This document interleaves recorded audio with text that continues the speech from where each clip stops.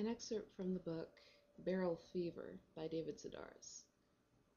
The excerpt is called The Last You'll Hear from Me. Dear friends and family, by the time you receive this letter, I'll be dead. Those of you attending this service are sitting quietly, holding a beautiful paperweight, a gift from the collection which, in my life, had been my pride and joy. You turn the paperweight over in your hands, look deep inside at the object embedded into the glass, be it a rose, scorpion, whatever, and through your tears you ask, what is death like? By this time I certainly know the answer to that question, but am unable to give the details. Know only that I will one day meet you upon the grassy plains of heaven, where, with the exception of Randy Sykes and Annette Kelper, I will be tickled to embrace you and catch up on all the news.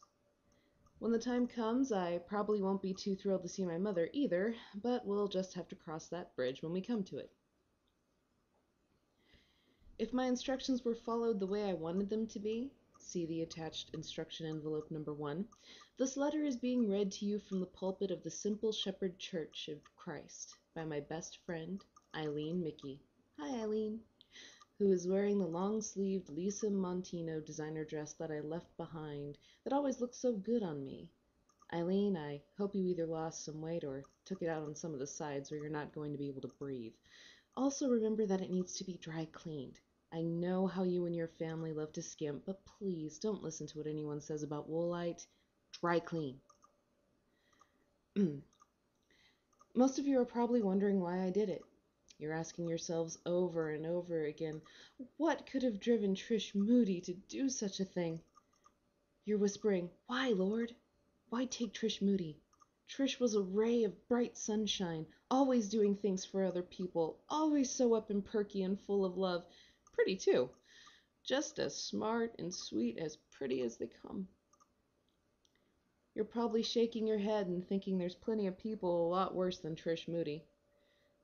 There's her former excuse for a boyfriend, Randy Sykes, for example. The boyfriend who, after Trish accidentally backed her car over his dog, practically beat her senseless. He beat her with words, but still, it might as well have been fists. He struck her again and again with words and names such as manipulative, jealous, childish, and other words I wouldn't justify in print. The dog's death was a tragic accident, but perhaps also a blessing in disguise, as Randy tended to spend entirely too much time with it. The dog was in danger of becoming, like Randy himself, spoiled and disobedient. Besides that, being a registered breed, it was headed for unavoidable future hip problems. What did Trish's mother say when her daughter, heartbroken over the breakup with Randy, came to her in search of love and understanding? If you're looking for sympathy, you can find it in between shit and syphilis in the dictionary. Perhaps my mother can live with slogans such as this. I know I can't. Neither can I live surrounded by friends such as Annette Kelper.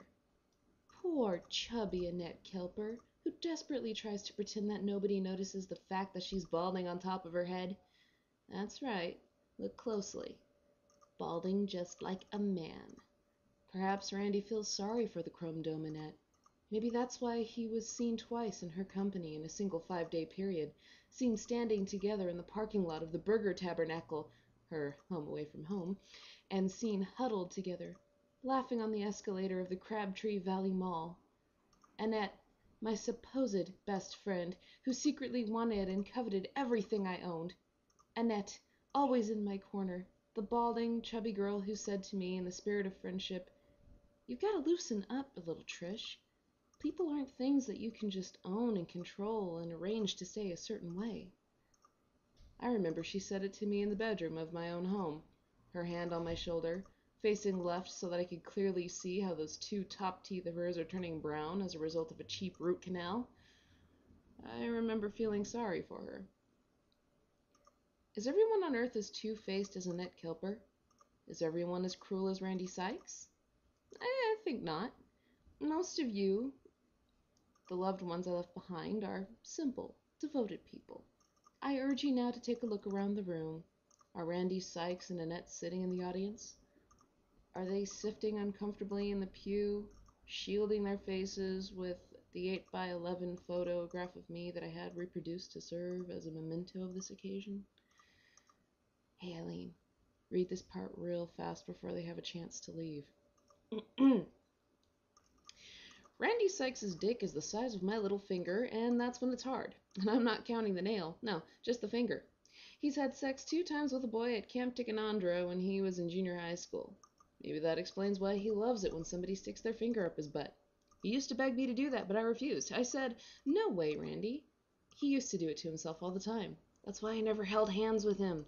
His hands stink. He secretly thinks he looks like Marlon Brando, but take a good look. A young Marlon Perkins is more like it. Maybe that's what he sees in Annette Kelper. He's an animal lover. She used to come to my house crying, her breath smelling a mile off like her uncle's dick. She said he forced her, but that's a lie because you don't force whores, and that's what she is, a whore. Annette and Randy deserve each other. Dick Breath and Stinky Finger riding it up and down the escalator at Crabtree Valley. Up and down, fancy little shitheads. Look at them. Take a good hard look at them. It's their fault I'm dead. They're to blame. I urge you now to take those paperweights and stone them. Release your anger. The Bible says it's all right to cast the first stone if someone dead is telling you to do it, and I'm telling you now. Pretend the paperweights are stones and cast them upon the guilty. I've put aside my savings to pay for damages to the walls and windows. It's money I was saving for my wedding, and there's plenty of it now, so throw. Hurl them the way they hurt me. Kill them. No one will hold you responsible. Kill them! Eileen, I'm going to allow a few minutes here because it might take a while for certain people to get into the swing of it. Pop in the cassette marked stoning and wait for both Randy and Annette to be lifeless. Wait until everyone is finished with their paperweights, and then I want you to hand the microphone over to my mother. Watch the way she trembles and stutters, and remember every gesture as if you were me.